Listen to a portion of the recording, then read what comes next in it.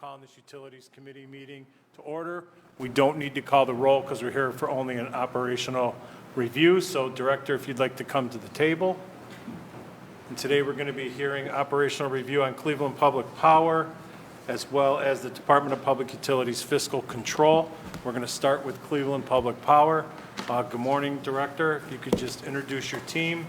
If you have an opening statement, we'll get right into it. Thank you. Good morning, Chairman, members of the committee, and thank you for the opportunity to present for the first of three, I believe, operational review hearings.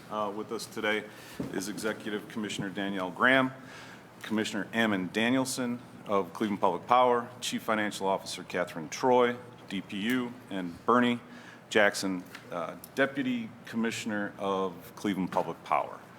By way of opening remarks, thank you for having this. Certainly, thank you to all of the employees of the Department of Cleveland Public Power and Fiscal Control for continuing to put our customers first.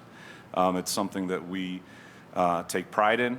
We work very hard at doing. It's not always easy, but without the employees and the teams that surround us, we wouldn't be able to do too much. Also to our customers who trust us with delivering high quality services at a reasonable price, we certainly want to thank them at every opportunity that we can.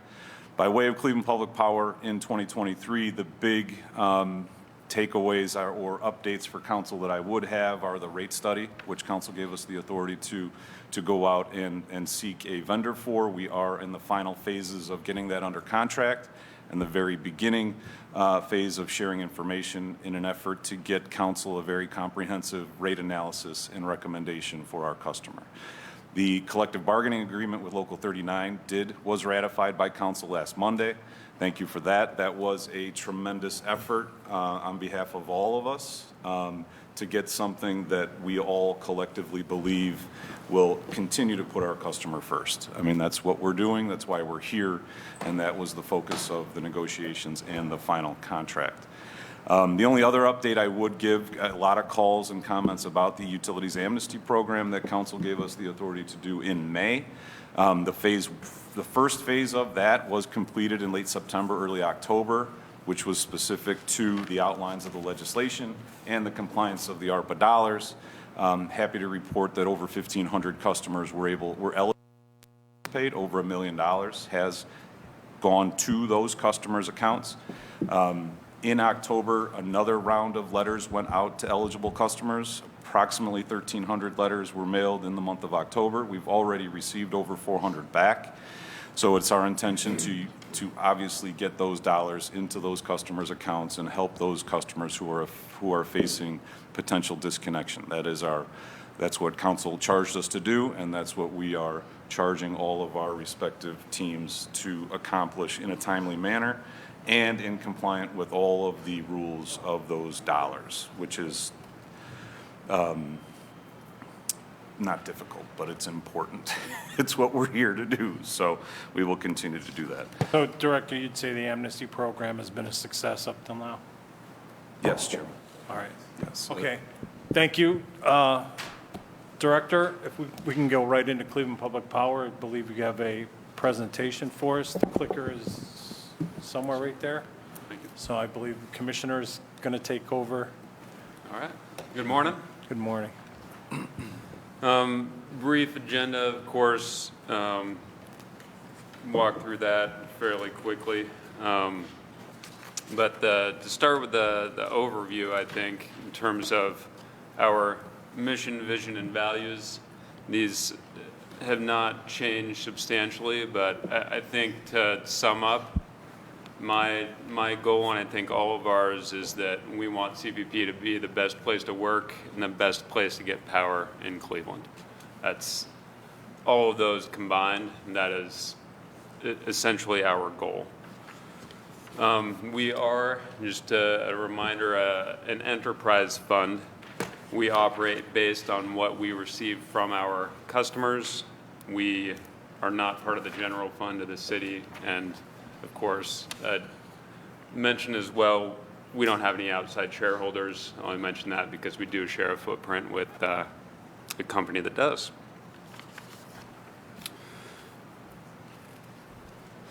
For an overview as well, our footprint in general is the city of Cleveland. Our street lights cover the entire city of Cleveland. Our power customers right now, our distribution covers about 2/3. Certainly still some areas of Cleveland, which is to say the rest of Cleveland, that I would like to expand to at some point. But right now, that is our service territory. Our customers, this provides a breakdown per ward for each of your wards. One thing I just wanted to mention, I think most of that's relatively self-explanatory. The other category is generally lights, street lights, protective lights.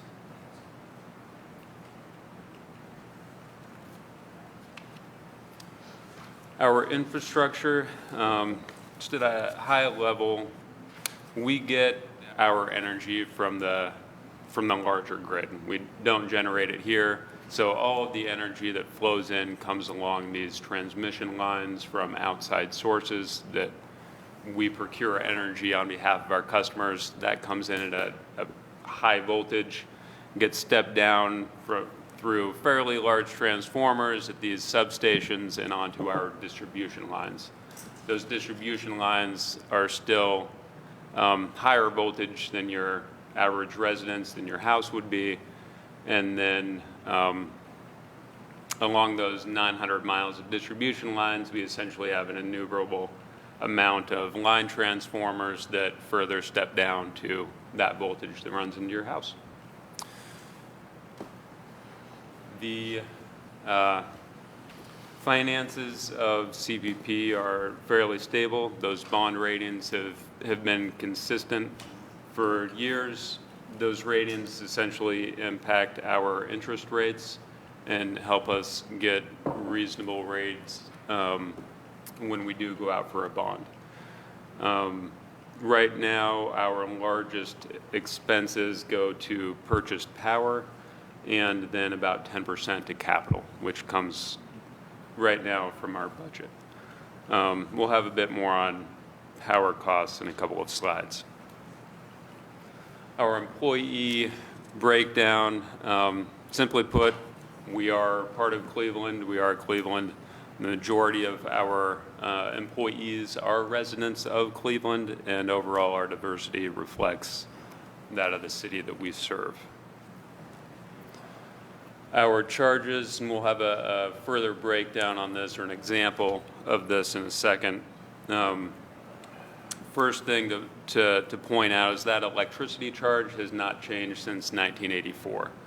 That fixed rate goes to things like hooking up new customers, building power lines, transformers, repairing, rebuilding. That's our infrastructure, our overhead.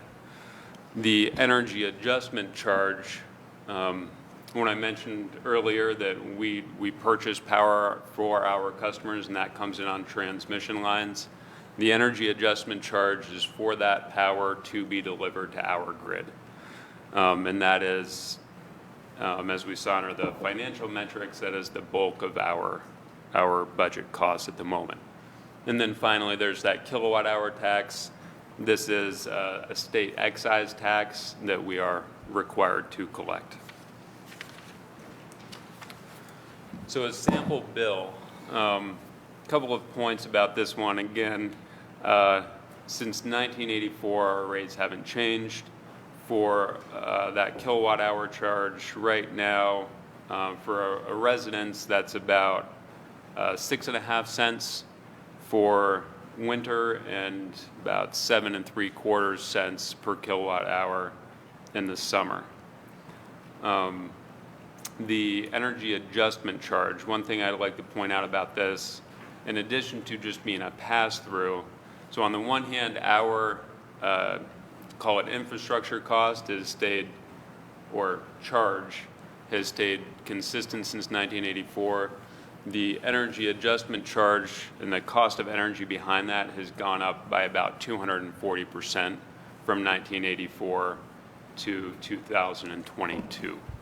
So that's generally going to be a higher part of the bill just because the cost of energy and delivering that to our grid has gone up so much over that time frame.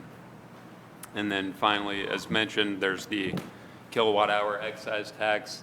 That comes out to about half a penny per kilowatt hour. I think it's 0.465 or something like that. Okay. On to our intern apprentice program. Wanted to highlight this. It's essential to our utility, and it's also just in general a strong partnership between us and our community. We work with and recruit from local high schools. We recruit local recent graduates. This is an amazing opportunity for them, and again, very important to us as a utility. They start out as interns, transition to student assistants or intern apprentices before beginning that apprentice program. I think people are used to thinking of apprentices as kind of beginners. In reality, by the time you start the apprentice program, you have already developed some skills. You aren't fully developed, but those first couple of years before they begin the apprenticeship program are essential. Once they then get to the apprenticeship program, this is a 4-year, fairly intense training program. It's classroom work, it's a lot of on-the-job training, and then continuous mentorship throughout that time frame. It is, of course, approved through the state of Ohio and regulated. It's been around. I think we started this in 2006 and has been very successful throughout that time frame. Those are the apprentice program tracks that are included here. One thing I just wanted to point out, these are all very good careers and well-paid, very high-skilled, and again, just essential to us and a great opportunity for them. Finally, just as I mentioned, this is reflective of the community. We pull from the community. Wanted to highlight just this year, we topped out or graduated from this apprenticeship program, our first woman and first African-American woman to graduate from this apprenticeship program. So very proud of her, and she is a great role model for the rest of our team as well.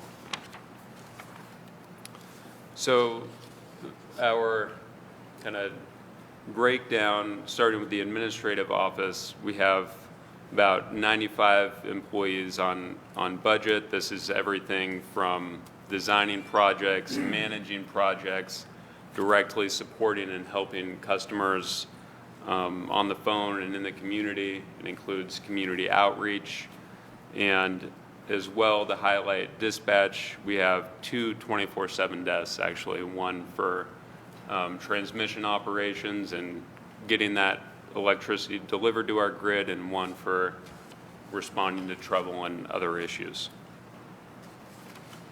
Our meter service center, this includes further, I would say, frontline customer service. They are out there working at houses, at businesses. This is, again, a very skilled trade. They certainly provide some troubleshooting and meter installations, retrieve meter readings. That meter service center has about, or over, if I'm doing my math right, over 1,000 installations so far this year. This is as of September. Expect that to climb throughout the rest of the year, and I know we've had and are working on a couple of larger apartment buildings right now. One thing I just wanted to point out, part of that number, so that's generally new customers, some converted from our competition, and we have seen an uptick of that, particularly over the summer. So proud of the work that they have done. For operations overall, this is certainly the largest part of CPP. If you see people in the field, it probably comes from this group. They are the first to respond in a storm, help recover lights, electricity. They set up new lines, new transformers. They work in substations. Again, this is an accomplished, highly skilled group, and this is the group that is generally training that next crew, next generation of apprentices. Finally, for some of our metrics, we stay on top of our bills. That's a well-established machine at this point. One thing I wanted to point out there, for the amount outstanding over 180 days, that is both a priority for us to keep that number as low as possible, certainly for the health of the utility, but also for those who are struggling. As of, I think it was yesterday, November 1st, Ohio's winter heat program began. We do collaborate, we work with them, we work with other local community opportunities and charities to help customers. So that's the last bit for me. Do you have any questions or comments? All right, thank you. Just a couple for me. With the apprentice program, once somebody has completed the apprentice program and becomes a lineman, how, I know what I want to say, I just want to say it the right way. Is it a profitable amount of money that you could make as a lineman? Yes, that's a good question. So there are a couple of different buckets there. That I think the most demanding role is that of senior linemen. In 2024, they will be making more than $40 an hour. Leadership roles following that, like foreman or line leader, make more than that, into the upper 40s. And then like the low tension linemen, meter readers, or meter installers, the meter crew, again, those are skilled positions, a little less demanding, but still highly skilled. Those are generally in the mid to upper 30s. Again, upper 30s for the leadership positions. And then how long does it take to go through the apprentice program? Most of those programs are 4 years. Some of them, like the low tension lineman, is 3 years. All right, so if you're working with CMSD, and I'm also going to be under the assumption that you're not just working with CMSD, because there's other high schools and other kids out there graduating who aren't college bound as well. So I'm sure your outreach includes the Eds, the Ignatius, the Trinities, the St. Joe's, the Benedictines, the other St. Joe's, because women can get into the apprentice program as well. I'm assuming you're reaching out to as many young people as possible to try to get them into this apprentice program. If an 18-year-old gets into the apprentice program and it's a 4-year program, by the time they're 22, if they're making $48 an hour for the rest of their lives, they're gonna financially be okay, right? I mean, it's an excellent career, and to that point, even while you are an apprentice, you still make a very good wage. You're contributing directly to us, and we pay for that. Generally, those apprenticeship programs, depending on your year and where you're at, it's between 75% and 90% of those wages that I just mentioned. So it's, even as an apprentice, it's a good career. all right, and then I just have 4 basic questions that I think all the operational review hearings are asking, and that is Cleveland Public Power performing appropriately according to the policies and procedures of the department? Yes. Okay. What are you supposed to do? You're supposed to do? To the chair. Yeah. Through the director or to the... You guys are allocating your resources appropriately, I'm Yes, assuming. for sure. And you're performing tasks within a reasonable time frame? Yes. Yes, to the best of our ability. Our number one priority is response, Chairman. Right. And sometimes it's much more complicated, so reasonable is relative. But we have employees that work very, very hard under some trying circumstances. But those tasks are attended to in a reasonable amount of time. All right, and then the last one that I have is you guys are staying within budget, correct? You're not going over budget, you're Because I know I know Troy, right? Troy doesn't let us, Right, Chairman. exactly. So I'm just making sure that financially, and I know we have a rate study that we're going to be dealing with rates in 2024, but as of right now, we're not over budget, we're not under budget, we're staying right where we need to be in Cleveland Public Power, correct? Correct. All right. I'll open it up to questions from my colleagues. Councilman Polensek. Thank you, Mr. Chairman. Thank you, Mr. Chairman, my colleagues, the director and the commissioner and the folks here from CPP. With regard to your staffing levels at this point, how many staff members do you have? Through the chairman of the council member, currently headcount is at 217 employees. And you were budgeted for 290? 305 through the chairman of the council. 305. So the vacancies are where? Predominantly in those line workers through the chairman of the council member. Okay, so, and those line workers are very important, as I've come to realize over Without the question. years. So what is the difficulty there? If we are paying what has been just laid out to be a good competitive wage, what is the difficulty in attracting the workers? Director? And I'll touch on it, but I know that the commissioner and assistant commissioner live it every day, but it is nationally. I mean, it is a shortage of these highly skilled workers nationally. We advertise. We do have the new rates as authorized by council last Monday under the collective bargaining agreement, which is very, very competitive in our region. But, I mean, we do everything we can by way of advertising, job Okay. fairs, rates, have a safe working environment, leadership that's hands-on, working with them every day to show them, give them the support that they need. But I think it's a national issue that we're doing everything we can to address. So then, that takes me right into my next line of questioning, and the chairman touched on it, and that is trainees and apprenticeships, which to me then are very critical.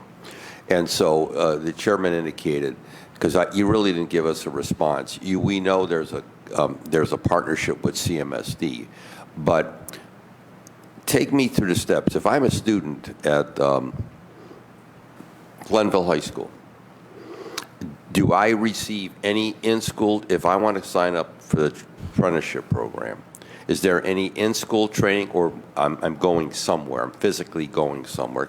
Walk us through the people who are watching this at home. I know, thank you, Chairman, to the council member, I know, but we start when they are juniors in high school. Okay. And the outreach from Assistant Commissioner Okay. Jackson's team and the commissioner, and E.C. Graham has been intimately involved in it for the last year and a half or so.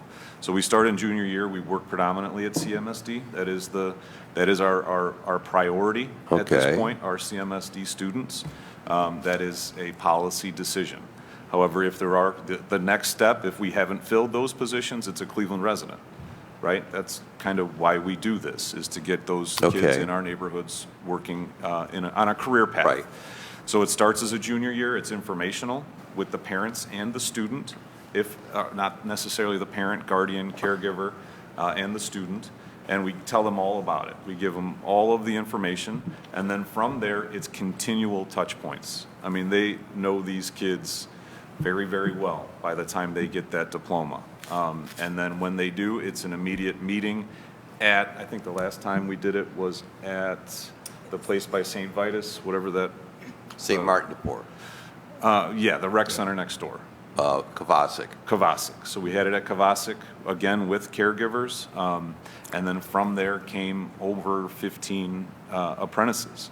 And then a big part of that was the CBA, again, that was approved, that had the rates, that had the contracts, that had those terms and conditions for us to onboard these young people, which is now done. So we start early, and we focus on CMSD, but we're not going to turn somebody away because they didn't go to Glenville. But what I'm still not clear on, what I need to understand, and especially for the people who are watching this at home.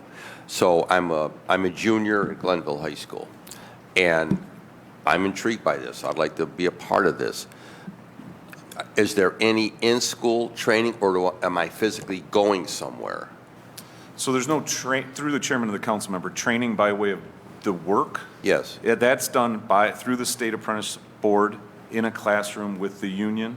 So that starts after onboarding, the training, the actual tools and climbing poles and things. But am I getting that training while I'm still in school? Through the chairman of the councilman, no. Okay, that's what I'm They trying to say. have to be employees of the of Cleveland Public Okay, Power. because at one time, CMSD had the, I'm trying to think what it was called then, the co-op program, where you went to school a half a day, and then you worked a half a day. And I know Collinwood High School was one of the pinnacles of that in the day, and you had all these folks that went in the morning school and then left and went to General Electric and went here and da-da-da-da-da-da. And then when they walked out, they had jobs. So I'm just trying to understand, because what the chairman indicated is that, we have other high schools in the city that are either charter or, again, parochial, et cetera. So I certainly don't want, Villa Angela, St. Joe's excluded from those opportunities. Because, again, as the chairman indicated, not everyone is going to college, and like Villa Angela, St. Joe's, I have a large group of students that are from the city of Cleveland. The school is in the city of Cleveland. And even though they take kids from outside the area, there's a good number of kids, and I'm sure the same thing holds true for other schools. So I want to make sure, because my thing is this. I'm a firm believer in vocational and technical training. It's something that CMSD has just, I don't know who's making the calls over there, but the numbers tell you themselves. The majority of kids are not going to college. They're not going to college. But as Ted Ginn says to me all the time, because I'm on the board of Ginn Academy, but my kids need opportunities. They need to have other skill levels. They need to have they have a chance to excel, to become, stakeholders in our community. Because he said, not everyone's playing basketball or football, and they're not going to college. So but we have to create career paths, and for some reason CMSD was just totally negligent in letting all this over the years fall by the wayside. And we're paying a severe price for it with increased poverty, increased crime, and increased lack of opportunities for our kids. So I guess from the standpoint of the city, I want to make sure, and I'm going to drive this home now and in the budget hearings, Mr. Chairman, I want to make sure all high school kids in this city have opportunities to be aware of the programs. That's not to say they're going to sign up, but I think we need if we don't create a career path, because if what we're hearing is that this is a big problem, then we have to get ahead of the curve. We have to make sure our folks are aware, because maybe it's not even students, maybe it's just young people. Are we touching Jobs Ohio? Are we touching base with the state employment agencies? I mean, what are we doing? I want to make sure that we are making sure that everyone is aware that there are positions, there's training programs and opportunities available. $40 an hour is a good rate. And you have, and not only, as I continue to say to the safety department, don't only talk about the hourly rate or the salary, but talk about the fringe benefits, the health care, the dental, the prescription. Talk about the whole gamut, the retirement program through PERS. Somehow we never talk about that stuff. We need to talk about that. We need to be competitive. And so, Mr. Chairman, that's my first point, and I want to drive that home. I want to guarantee we're touching base with all high schools. I say that all the time, so. Well, we're going to, if we have to mandate it, then we mandate it. I'm beyond, my diplomacy's long gone here, okay? So we've said it before, and if we have to mandate it, then we mandate it by legislative action as it pertains to the apprenticeship program. With regard to the, let me get this up on my screen here. With regard to debt service. Let me find it here. Why is this thing frozen? Well, ain't moving. Okay, let me get it on here then. The existing debt. That debt goes back, I think it's, again, I'm looking for it, I think it was 151 million. Page 8? Here. Okay, right there, okay. That debt goes back how far? Do we know? Through the director, through the chairman, to the councilman, the oldest debt we currently have is from, I believe, 2006. 2006, okay. So, as it pertains to the total outstanding debt, what's the newest? Do we know what the newest is? So the last time we went onto the market was in 2020, and that was to refund previous debt. Okay, so as we enter into the new budget round, is there any anticipation of additional debt for CPP? Because I'm concerned about that dollar amount. Through the chairman of the council member, we will not anticipate any additional debt in 2024. Okay. What we are keeping a very close eye on is that refunding in 2020 gave us some savings, immediate savings for 4 years, which will then crawl back up in 2025, which will be reflected in the 2024 budget that you will see in the mayor's estimate. Okay. Because there's nothing wrong, and to the people who are watching this home, as it pertains to refinancing, it's just if the interest rates in the market make sense, then of course when we should do that, whether it be water, CPP, or the city in general. But I'm just concerned as it pertains to revenue versus debt and the budgetary amount. We've got to make sure that Cleveland Public Power stays lean and mean. And I'm a firm believer in that. We are still in a very competitive mode, Mr. Chairman, and I want to again ask, and I would hope to get a good response back from whoever. We know for years First Energy engaged in a yearly, and I want to say decade-long, but that would be an understatement, a century-long effort to undercut Cleveland Public Power. That was very clear, and it came out during the whole House Bill 6 investigation of First Energy's dastardly activities to subvert Cleveland Public Power. Do we notice, are we aware of any efforts taking place at this time by First Energy to undercut Cleveland Public Power? Through the chairman of the council member, currently no, but would agree with your sentiments 1,000%. Okay. I want to make sure, because we need to be aware of any efforts, because we see the court case, we've read about the court case. I'm dismayed that federal authorities, investigators, FBI, et cetera, have not gone after the rest of the characters.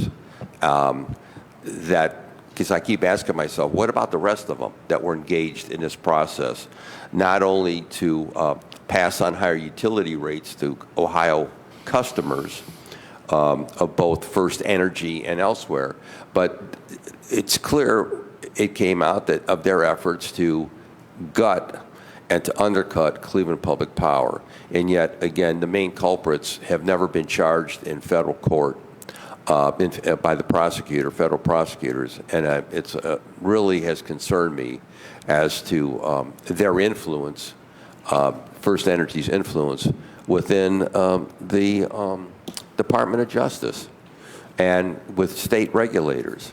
So, again, I'm glad to hear at this point, to the best of your knowledge, there's been no efforts by the new executives of First Energy to put a continuing knife in the back of Cleveland Public Power.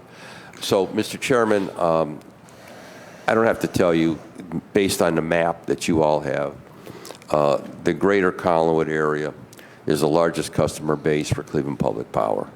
I'm greatly concerned about the system, the viability of the system. I'm greatly concerned about the city's ability, CPP's ability to respond to storm conditions and outages. And when I hear about the vacancies and line crews, it only reinforces that we have to figure out how to step up the training programs, the apprenticeship programs, because if not, Mr. Chairman, we're not going to fill those critical jobs. And we're going into winter. And also, I don't know if it's just me, but it seems that we're getting more crazier storms coming through the city. I mean, just bizarre storms coming through, that we have never experienced before, and at least not in my memory. And we're, severe damage. And those of us that are heavily treed wards, we experience that firsthand. So my last point is, as it pertains to preventive maintenance, Mr. Chairman, within the budget,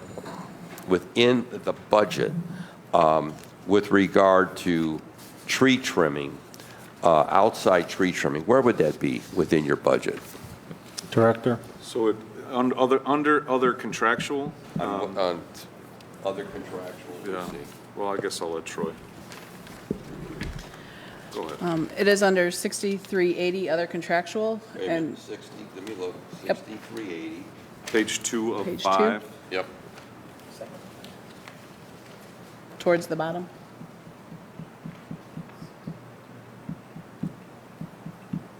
Yeah, I'm looking at it. Okay, I got you. We are actually actively working to enter into the next contract, which will encumber the funds for 2024. We have spent about $750,000 in 2023, and we expect to spend about another $250,000 this year. 'Cause But you've al- budgetarily, we expect to spend about $1 million before the end of the year. Because you've only spent 8% of your budget. Right, so the actual invoices that we've paid out this year was encumbered in 2022, Okay. so it shows on the 22 budget. So on the 2022 budget, you spent how much to do? Spent about $750,000 in the 22 budget for invoices that we're receiving this year. And what was your anticipated? Are you over or under what you anticipated for 2022? For 2022, we actually have had additional need for tree trimming, so we put additional $250,000 in 2023, so we will spend $1 million before the end of the year. So you have 1.2 million. Right, vast Set majority of aside. that will be towards the tree trimming contract that Okay. will be certified shortly. Mr. Chairman, to the director, and to the commissioner, and to the team here at the table, is that sufficient? The 1.2? Yes. That, through the chairman of the council member, that's what's budgeted. Yes. So it's all timing with the outside tree trimming. Okay. And that's why, as a CFO,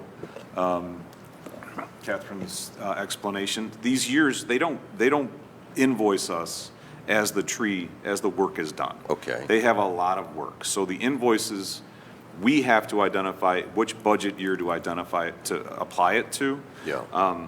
That's why, and I saw this when we were preparing the chairman on Tuesday to be here today, the 8.25. But without question, $750,000 in 2022, $1 million in 2023 and outside. Okay. Plus the additional resources internally under Bernie, that it's hard. Yes, the answer is yes. To the $1 million, it is our intention to systematically go through and clear these hazardous conditions because we know it's the greatest threat to our service delivery. Okay. Right? So we have internal resources, external resources. There is no question that we're going to spend the dollars. It's just catching up to the budgets that makes it look wonky. Is that a word?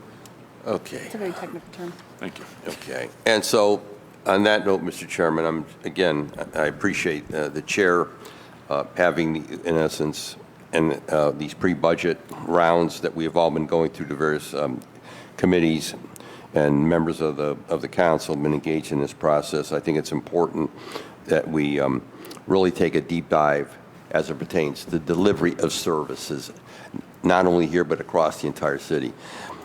Every meeting I'm at, I don't have my constituents telling me that that we need to give more money to the Browns, the Cavaliers, or the Indians. They want to know why they can't get their trees trimmed, why they can't get their streets repaired, why they don't have enough police on the street. It's all about quality of life. And I'm greatly concerned as we're going into next year, because now we have a group with issue 38 who wants to take another $14 million out of the general fund of the city.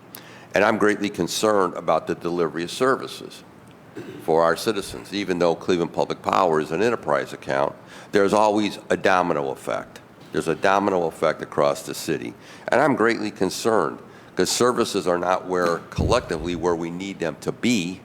And now we have another group out here that wants to take, 14 million, and yet we're still half of our collective bargaining. Please correct me if my colleagues know for sure. I think about over half of our collective bargaining agreements have not been settled yet. I hear that they're over 50%. Or 50% now. Well, that's a good. But still, we have there's a financial commitment that we still have to make to the bargaining units as it pertains to wage increases, fringe benefits, et cetera.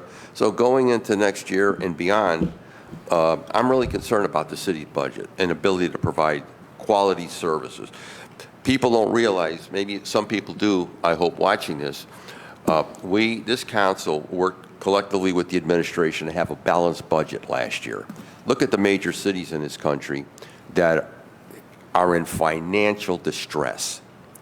We have a bad balanced budget. Are we where we, are we where we want to be with regard to delivery of services? No. But I don't want to see it get worse. I don't want to see services decline. So that's why, as I've urged all my citizens at every meeting I'm at, to vote no on 38, because I know what it's going to be. I have a historical perspective. We're going to have a problem here if that should pass. Thank you, Mr. Chairman. All right, thank you, Councilman Polensek. Let me just address a couple of your issues. I'm fully confident that when we passed legislation 432, 2023, which gave DPU the authority to go out during storms, Yes. To hire outside contractors, and with the bargaining issue, Local 39, I'm pretty confident that Cleveland Public Power has all of the tools available to them to provide the best service that they can to the residents of the city of Cleveland. In regards to when you brought up that other unmentionable electric supplier in the city, Yeah. and when it came to the grassroots efforts of trying to destroy city council, maybe this council needs to look in the mirror Yeah. about who did it and who they continue to contract with. So there's a lot more going on there than that meets the eye. But I'm pretty confident that in CPP's ability moving forward, that I think they're in a good place to be able to provide the services that all of our customers and our residents deserve. Councilman Harsh. Thank you, Chairman. And it's never too late to take another victory lap on getting that name off the stadium. So congratulations on that. That never gets old. It was a 2023 accomplishment. Just a couple questions since we're still on the apprenticeship program through the chair to the director chief. How many people are in that program? 30. I will I want to say 36, but Three Bernie dozen. or Commissioner? Through the director, through the You don't chair have to go the- through me, Yes, just through the okay. chair, To council. to the council. Currently, we have probably around 36 Okay. individuals, and that's including the apprentices and the students that will become apprentices. Okay. And then through the chair to the commissioner. So is that then average about 8 or 9 per year recruited into the program? It's a 4-year program, and that 36 is all 4 people in all phases of the 4-year? Yeah, currently we usually hire around 10 each year, so that they can fill vacant slots and Okay. to go into different apprenticeships. And if the current average is about 10 per year and the department is short 90 employees, what is the target goal that you would like to accomplish in that internship program to recruit the number of new employees that you, I mean, obviously you might not get all 90, but. Director? Because of our aging workforce on top of, we're trying to funnel in employees to cover the ones that are able to retire in the next 5-10 Yeah. years also. So we are battling that. It's not just the 90 that's missing right now. We might have 3 people that retire. So if we bring 10 in, we know it takes 4 years Yeah. to train. Well, really, it's going to be 5 years because they are students for a year. Well, then let me ask it this way, through the chair. Is there a ceiling on the number of interns you could have? Would there be a point at which you said we're filled up, we've got too many, we have to stop recruiting? Well, Director? Through the chairman of the council member, I think, I mean, yes, because it's a tremendous amount of work from the existing staff to train, and then there's classroom training, there's compliance with the State Board of Apprenticeship, there's compliance with the union Yeah. that they have to participate, so there's a lot of resources that go in. So 10, and we didn't do it in the first year of COVID. Sure. 20, 21 maybe. So we were light 1 year. So yes, there is a ceiling, and from just a management side, it's 10 a year. Now, the big question, The ceiling, so you're hitting the goal of, like, your goal is to get about 10 per year? Yes. And that's what you're hitting? Yes. And you Now, don't- where we're missing is, through the chairman of the council member, progressing them through, right? So if you do the pole climbing school in your first year, you get your CDL. Then you're in the union, in the program, and then you hit splicing and all of those different steps. Some of them are not progressing as quickly as others. So then there's say a pool of apprentices in one category that we're trying to incentivize out, and that's what we're hoping to accomplish with this new collective Okay. bargaining agreement, because now there are commensurate pay wages as Yeah. they progress through. Okay. And through the chair, since you just brought it up too, is that a 3-year contract? I wish it goes back to 2023. Oh, it's a retroactive It's a contract. retro. We're going to be back at the negotiating table very soon. Okay. So through the chair, I'm just trying to wrap my head around if there's capacity to use the internship to fill the needs. It sounds like there isn't, because we're not going to get up to that total number with just internships. So through the chair to the chief, are the rest of the slots anticipated to be filled through hiring from the existing workforce of people in the field? Just Through the chairman of the council member, and again, we spent a lot of time together negotiating these. We do anticipate the new scales and benefits to be attractive in the open marketplace. They know people who have left over the last 10 years, and a lot of the hesitation to come back is the uncertainty in a CBA. And now that we're all on the same page, we hope that the stability between the administration and the union will be reflected out in the marketplace, and maybe we will get some people that want to come back. I mean, that's our goal. Okay. Just a couple more questions through the chair. The energy adjustment, back to that, the whole billing. So I understand that we haven't raised kilowatt hour charge in 40 years, which is pretty hard to believe. But I also understand that the cost of buying energy for customers has gone up, and that's reflected in the energy adjustment charge. So, through the chair, is the energy adjustment charge distributed proportionally based on kilowatt hour, or is it split evenly to everyone? How is that calculated? And I apologize if I missed that. It is by consumption, so it's the same as the base rate. Okay. We have made a tremendous effort to not fluctuate the EAC, so there is consistency in our customers' billing, right? So there's some months that we're short, there's some months that we're long, but it's our objective to keep it stable, so our customers know the bill is directly reflective of the amount of power that came through that meter, right? So Okay. the EAC has not changed and it's based on consumption. I hope Okay. that answers your question. It does, yeah, Okay. yeah. Okay. Then just a few more questions. The amnesty program, I believe we started off with that, and you said $1 million has been spent. And then I also saw that accounts due over 180 days is about 4 million.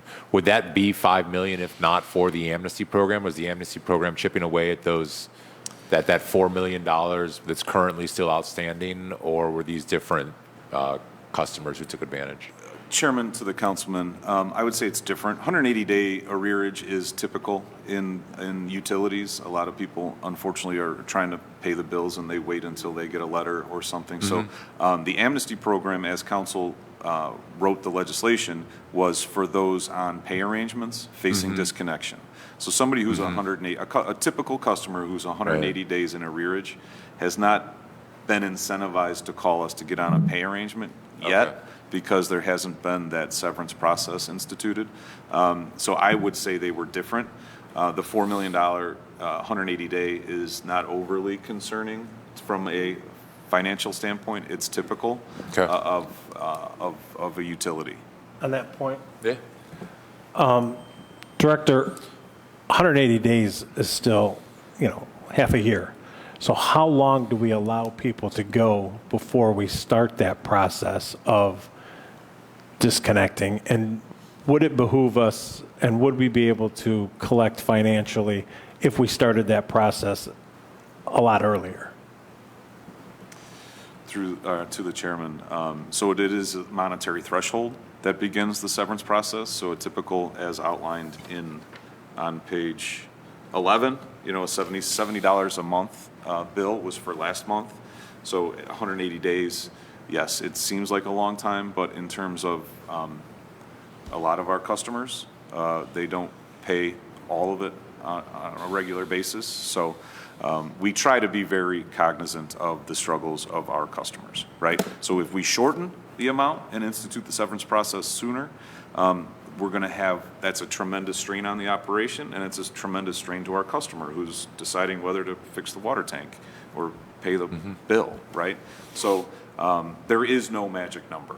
It is something that historically we've come to. The 180 days is a financial metrics that's used across utilities, but our severance process is what we have established based on past practice to be most accommodating to our customer and not overly make Troy mad. Sorry. Yeah, that's okay. All right. Good. Yeah. And then I think my last question was on the tree trimming. So if I wanted, through the chair, if I wanted to cut down a tree in my yard, I would have 5 guys in my yard within 24 hours all underbidding each other to cut down the tree because cutting down trees is easy. Would it be correct to assume that people trimming around power lines have a higher standard of expertise and requirements than the guys who want to cut down all the trees in the street?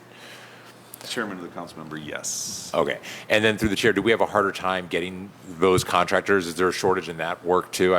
National labor shortage is kind of a story, right? Are we having a hard time getting qualified tree trimmers for that work, or do we have those accounts are squared away and those people are ready to go? So through the chair, we just filled our last position for a line clearance worker. So we've got a full crew there. It Okay. is He's talking a about skilled. contract. When we bid it, Oh, you were so asking whether both it's internal and external. Yeah.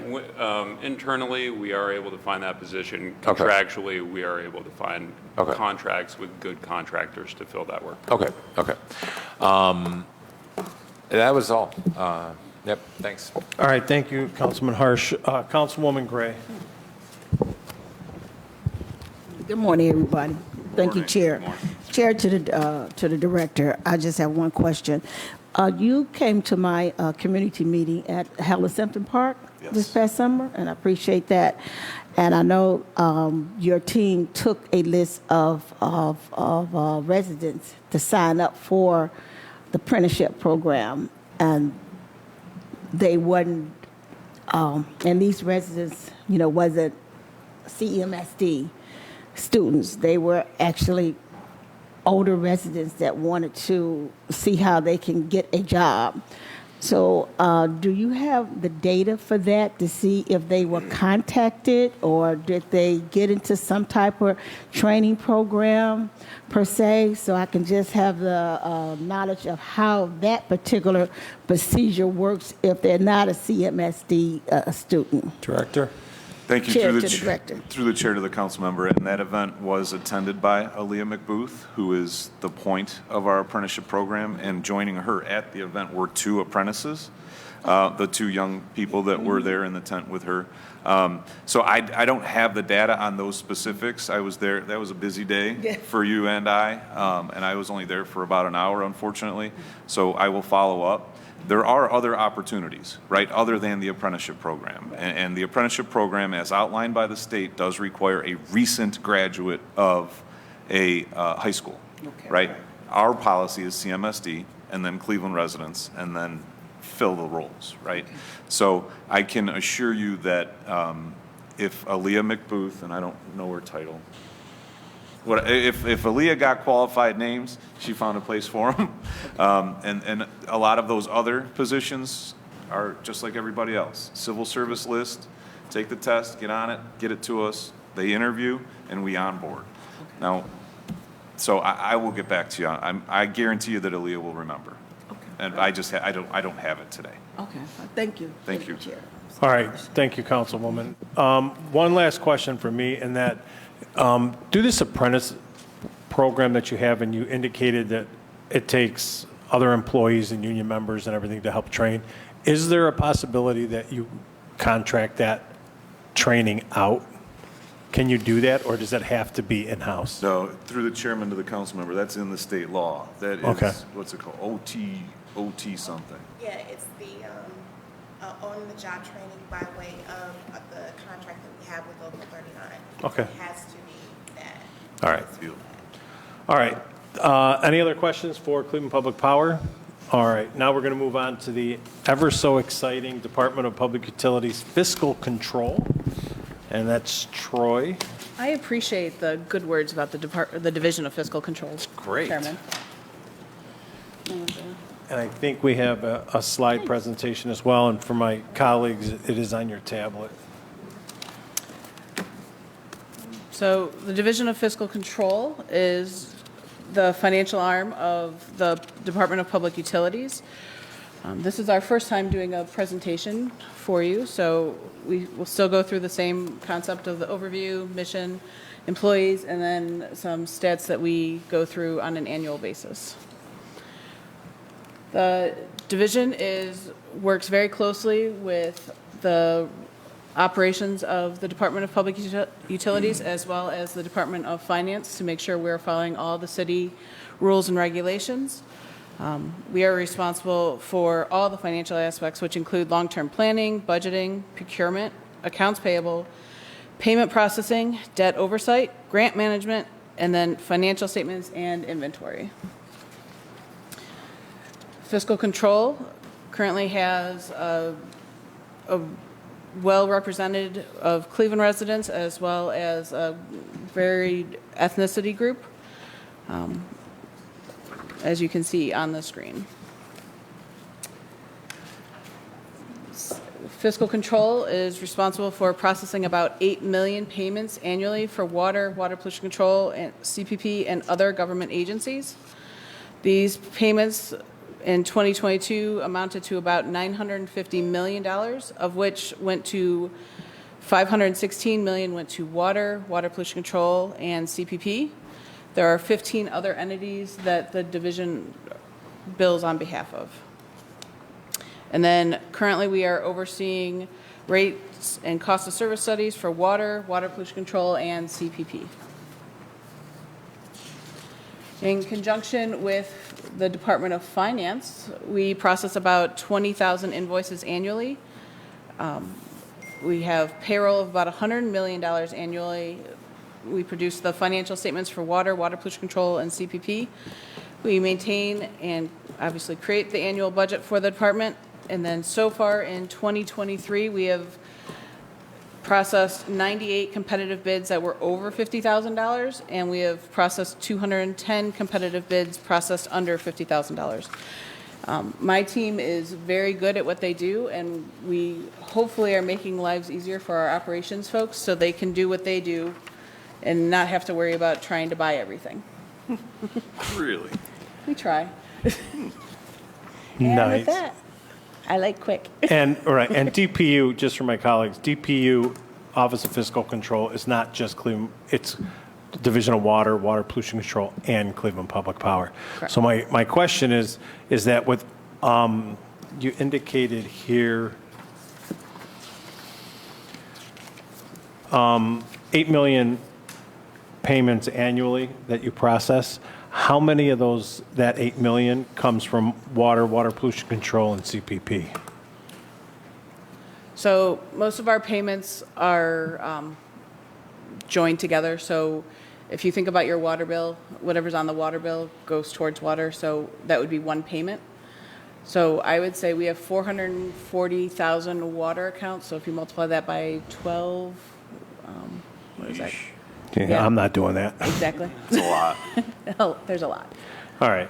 So is the majority of those 8 million payments water, water pollution control, and CPP? A large portion, significantly large portion, yes. And then what entity is the second largest? The second largest is Northeast Ohio Regional Sewer District. All right. And we take care of processing the payment from NEORSD. When, I don't take care of the bills in my house. When that bill from NEORSD comes to the house, does it look like it's coming from NEORSD, or does it look like it's coming from Cleveland Water? The bills are separate, so there's an NERSD bill that is Okay. separate from Cleveland Water's bill. Right. And it comes to the houses usually about 3 or 4 days after the water bill comes. Okay. Director, just as a recap, and I know that we've done this a couple of times, how many times in the last 10 years has the water rates increased? 2? Was it 2 or 3? In the last 10 years, Chairman, 2, and then at the end of this year will be the final. So 3 in 10 years. All right, so three in a total. Yeah, three in a, and I only want to bring that up because we get a lot of calls regarding the water bill and the water rates. And when you're done talking to the resident, you find out that it's not the water bill, that it's the NEO, it's the regional sewer district bill that is much larger than your water bill. And people call and complain about, oh, my water bill's so high, my water bill's so high. And then we have to just break it down between, hey, look, do you know the difference between your water and your sewer bill? And I don't think many people do realize the difference between their water and their sewer bill. And that's why I asked that question. And that's why I wanted to reiterate that we have not raised water rates for our residents in 2 years, I think it's been, and it's only 3 times over 10 years. But your regional sewer district seems to go up every month. But on that, I'll open it up to questions from my colleagues. Councilman Polensek? Thank you, Mr. Chairman. Turn your mic on. And who can ever answer the questions. Of the 950 million, which is processed, in the presentation, 560 million of that is remitted to water pollution control and Cleveland Public Power. So the rest, a portion of that is going to go for waste collection, correct? Correct. And then what else? The sewer district and those other 15 municipalities that we do bill for in Yeah. the suburbs, whether it be sewer or waste. Okay. So then as it pertains to waste collection, do we know what the outstanding accounts receivable is for that? Director? I do not have that available. But you would know what that is. Yes. Okay. So if you could provide that to us, I think it'd be helpful as we go into the budget. And then with regard to the money collected.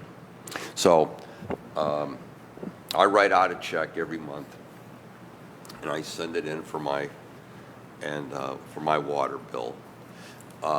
Once you receive that check, where does it go?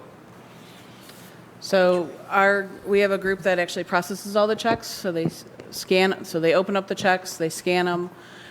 Those are digitally deposited with the bank, and then we maintain those checks until everything is cleared.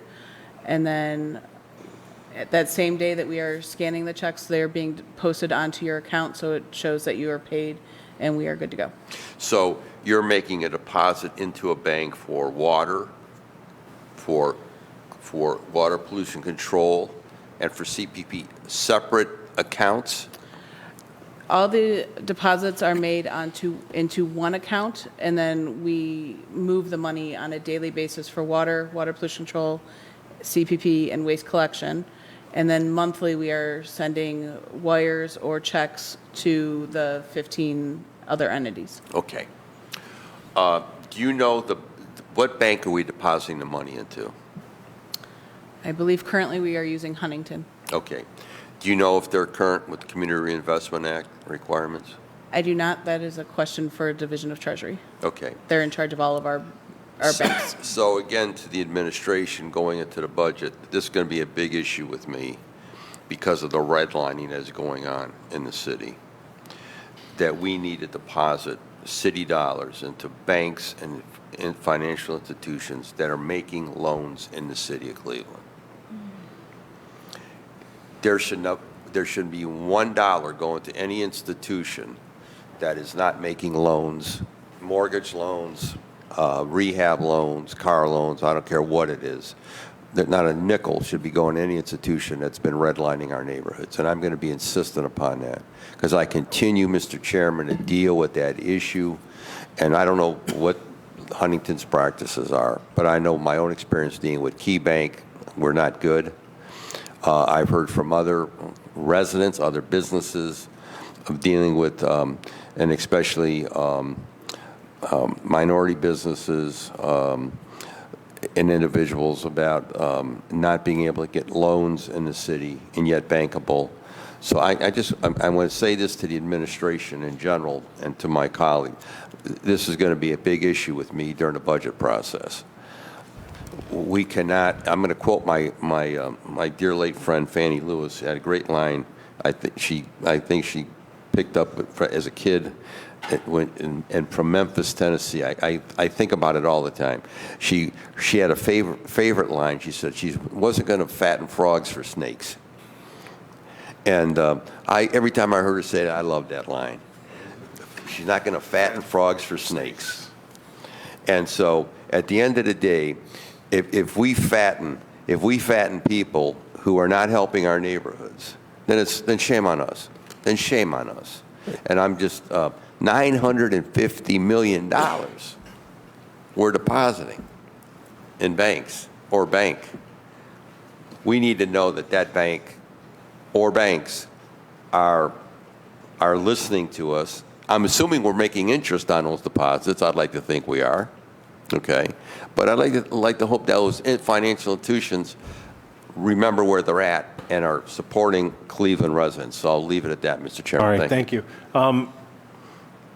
To Troy, you don't choose the bank, right? The Department of Treasury tells you where you get. You don't. It's not like you can shop around, or DPU can shop around.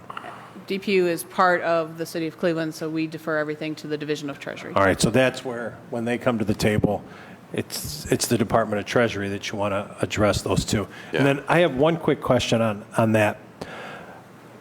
NEORSD will just say, I'm going to use round figures, right? $1 million a month is owed to NEORSD for sewer bills. You only collect $800,000. We're not on the hook for that additional $200,000, are we? I mean, No, we send the $800,000 over to them. and then that's on them that we're not their collection agency, we're just their billing agency. We are their collection agency to a certain point, yes. Explain that. They need to explain that. So under the billing Yeah. agreement, Chairman, to the council members, so we do the billing for and the collections of. So the arrearage notices come from us. They're all in the same system, right? It's all based on, one, it starts with the consumption through the meter. That establishes the bill for both. We send both under an agreement, contractual agreement, on behalf of the sewer district in their name, with whatever is owed for them. And then the collections process, if they're late on either one, starts, right? First letter of notice, and then the second, and then the door hanger, and then the disconnection. And then Cleveland Division of Water does the shut-offs for NEORSD, or do they do their own shut-offs? Cleveland Division of Water. I mean, you can't shut off a sewer. So in the agreement, in certain circumstances, the water could be shut off for non-payment of a sewer bill. All right, so somebody could be behind in their sewer bill, right? And their water can get shut off for non-payment of their sewer bill by Division of Water, even though it's not our bill. But contractually, because of this agreement that we have with collection, we shut their water off. In certain circumstances, but usually if they're behind on sewer, they're behind on water. as well. So- We don't want to talk about behind on water bills. We're just talking sewer right now. Right. All right. But yes, under And the it's agreement. And it's not a good look, because then it looks like the Cleveland Division of Water is shutting your water off when it's more of a regional sewer district problem. Correct? Correct. All right. Councilman Harsh.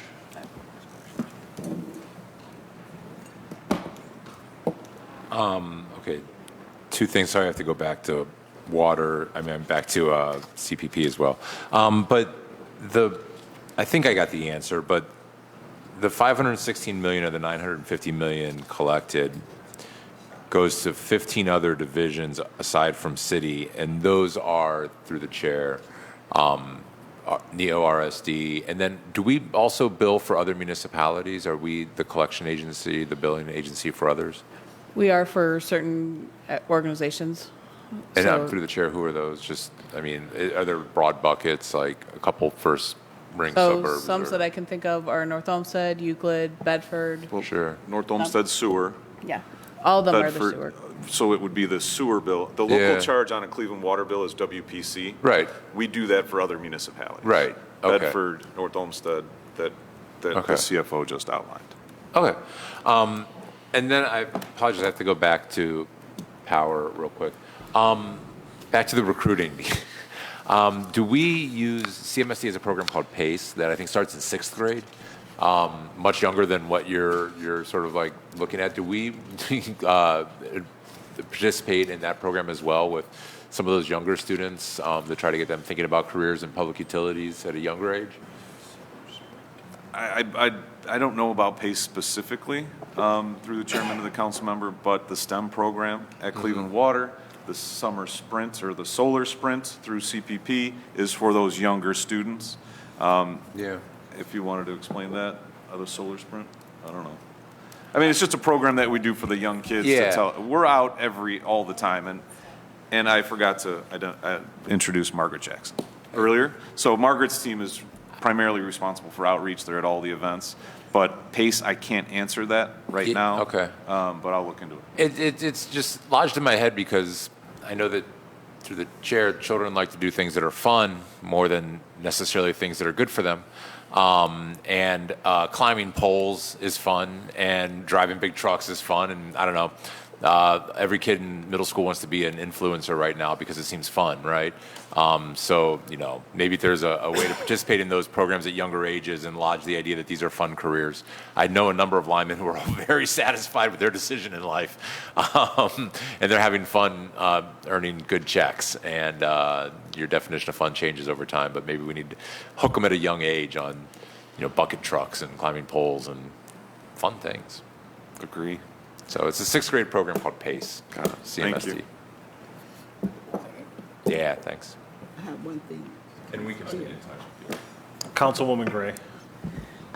Thank you, Chair. I just want to announce the utility fair for Ward 6 and 4 this weekend at John Hay High School from 9 to 12. 9 to 12, that's right, we will be there. All right. And Councilman, thank you, Councilwoman Gray. Councilman Polensek, did you have a follow-up Yeah, question? I just had a question back to billing. For everyone watching now, we know there was a moratorium during the pandemic. What's the policy now for water and Cleveland Public Power as it pertains to delinquencies? To the viewing public, what can they expect if they don't pay their bills? What's the process now? Director or Troy? So through the chairman of the council member, I mean, the process is to open the mail, right? So Okay. it's still 2 letters and a door hanger. Cleveland Water has not gotten back to pre-pandemic threshold levels for disconnection. There's still about $1,000 in arrearage because of the amount of people. From a operational standpoint, it's really hard. Once we drop at $50, there's 10,000 customers, right? So we have to we got to start the process, the letters and the door hangers, so it's a strain on. So we're hovering right now about $1,000. CPP is closest to pre-pandemic levels, but our efforts there are the amnesty program, if they're on a payment arrangement. Okay. The winter heap that started yesterday. Yes. Which through our partner agencies, specifically CHN, is $750. I mean, that will get you down below the threshold for disconnect. I'm not saying that we don't. Unfortunately, we do, as Yep. every utility disconnects at some point, but we take tremendous effort to not do it. But they will get a letter upon 60 days, another letter of disconnection, and then CPP has not a door hanger, it has a big door sticker that says you're going to be turned off on this day. Okay. So the most important thing to any of our customers is to call us. It's not always easy, as you're very familiar, to call our call center during an outage Yeah, or when you're looking for yeah, help on a tell bill. me. We're asking for patience, we're asking for online inquiries, email is something that we work with, but to ignore them means that ultimately we're going to have to do something. Okay. So, because again, I try to tell people at my neighborhood meetings, we know that there are folks that have fallen on hard times. We know that.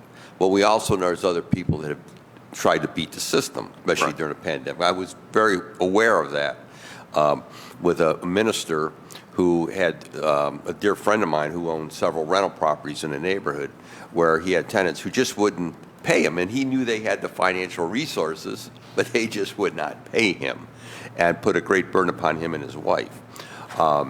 So at the end of the day, my message is this: if you're falling behind, at least make an effort to put something on that bill every month. Would that be a correct statement to say? Through the chairman to the councilman, yes. Yes. Make an effort. Open your mail and make a response. Do something to show that you're just not ignoring the billing. You're not ignoring the debt. Put something down on that CPP bill, on that water bill, et cetera. And again, because at the end of the day, somebody has to make that up. And the people who are paying their bills, then it's a bigger burden on them, because at some point the rubber meets the road, especially with Cleveland Public Power, the smaller utilities, WPC. So again, I would hope at some point that there be an aggressive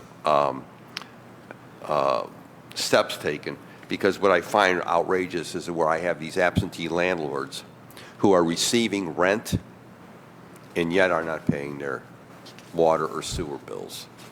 Those are the ones we have to really deal with and make it clear that, no, you're not going to do this. You're not going to take rent from people and then not pay your utility bills. That's outrageous. So again, I want to state that for the record. Thank you, Mr. Chairman. You're welcome. And I know I've sat on this committee for 9 years, and I've been chairing it now for three years. How long have you been gone, Marty? 4 years. I've been chairing it for 4 years.